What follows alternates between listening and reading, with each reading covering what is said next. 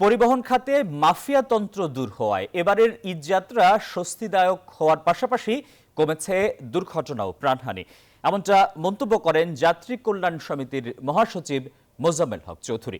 সকালে ঢাকা রিপোর্টার্স ইউনিটিতে ঈদযাত্রায় সড়ক দুর্ঘটনার তথ্য প্রকাশ উপলক্ষে সংবাদ সম্মেলনে এ মন্তব্য করেন তিনি। জানান, এবারের ঈদযাত্রায় বাড়তি ভাড়া নেয়ার অভিযোগ থাকলেও সরকারের বিভিন্ন নিয়ন্ত্রক সংস্থাগুলোর কার্যক্রম ছিল যাত্রীবান্ধব ও দৃশ্যমান। যাত্রী কল্যাণ সমিতির তথ্য বলছে, সড়ক, রেল ও নৌপথে সর্বমোট ৩৪০টি দুর্ঘটনায় ৩৫২ জন নিহত ও ৫,৮৩৫ জন আহত হয়েছেন।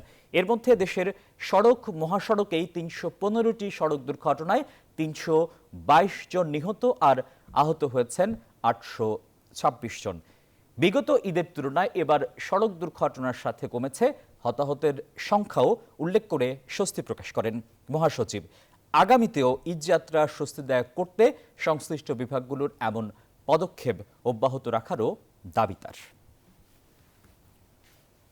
রেলপথ মন্ত্রণালয়, নৌ পরিবহন মন্ত্রণালয়, বিআরটিএ, বিআইডব্লিউটিএ, পুলিশ আশঙ্কাজনক হারে বেড়ে যাওয়ায় বিগত বান্ডেল থাকলে প্রতি সেনমানিতে টাকা বাঁচবে। বিকাশ সেনমানি বান্ডেল কিনে জিতুন প্রতি লেনদেনে।